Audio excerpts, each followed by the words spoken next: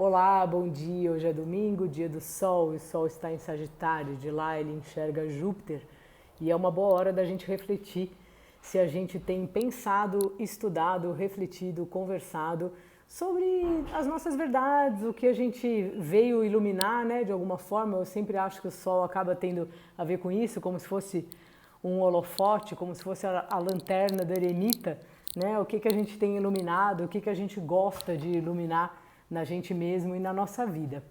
A lua entrou hoje no signo do Caranguejo, então ela está na casa dela, uma lua que convida a gente para ficar aí com a gente mesmo, dar uma olhada aí nos álbuns de foto, mexer nas gavetas, dar uma arrumada e lembrar muito da onde a gente veio do ponto de vista afetivo mesmo, assim, do que traz pra gente um conforto, né? Do que traz pra gente um alento. Então é um bom dia para tratar desses assuntos.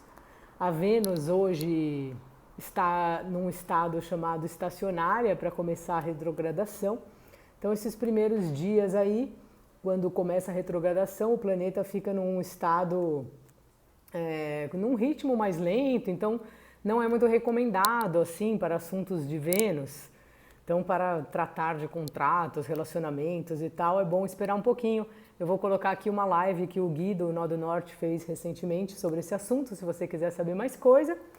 E já ia esquecendo de me avisar, tá no ar o podcast Céu da Semana, que domingo é dia. É só entrar lá no aplicativo da Deezer e procurar pelo Céu da Semana, que eu vou estar falando sobre essa semana, sobre a lua cheia de ontem, explicando um pouco melhor e falando de signo por signo, onde é que isso pegou, assim, para você ter uma ideia, você pode ver no seu mapa quais são as casas que você tem nos signos de Sagitário e de Gêmeos, que era onde estava, né? A lua ontem estava em Gêmeos e o Sol em Sagitário, então a lua cheia se deu aí nessa oposição. Então você pode olhar no seu mapa em que casas são essas e ouvir lá o podcast, porque lá eu falo mais sobre isso.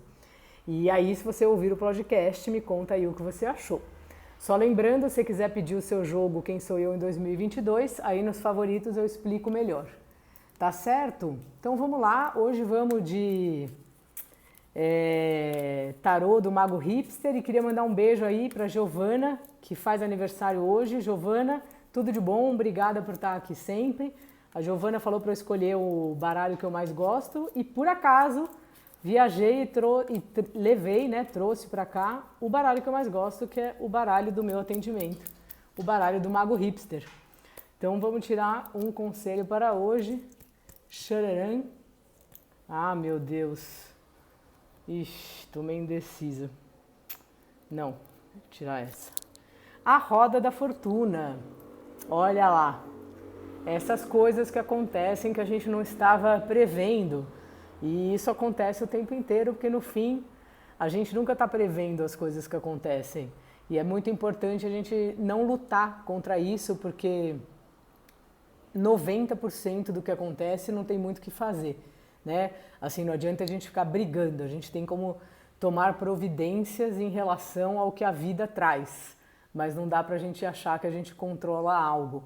Então essa carta nos lembra disso e faz desse um dia onde pode acontecer surpresas aí.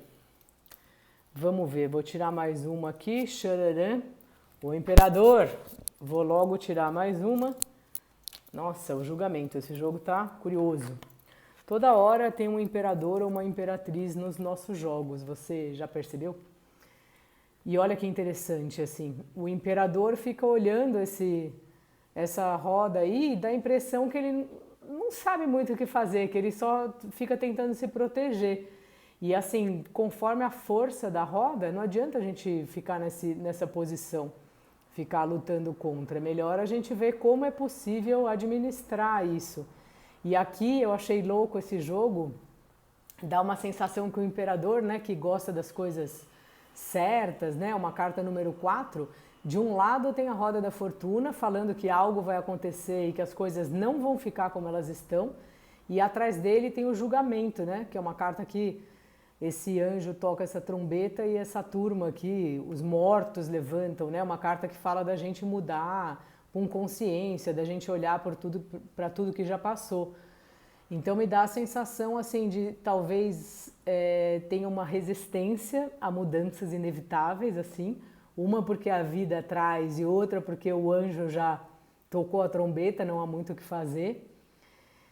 E ou se não, da gente não estar olhando para isso, sabe? Às vezes, se a vida está falando muito uma coisa, talvez seja melhor parar e tentar entender por que, que a vida está falando uma coisa toda hora. Por que vem um sinal toda hora, né? E não tem jeito, a gente tem que olhar para o que aconteceu antes, para os nossos padrões, para de onde a gente veio, como estavam as coisas antes. Mais ou menos o que eu escrevi hoje sobre a lua no caranguejo. Acho que é meio isso, assim, se a gente for inverter esse jogo. Aqui, olha só, depois de todas as mudanças, o imperador tá lá. No fundo, uma hora a gente chega no imperador, né? A vida é cíclica, essa carta lembra a gente sempre que ela aparece. E assim, uma hora você é imperador, outra hora você não é mais, mas depois você volta.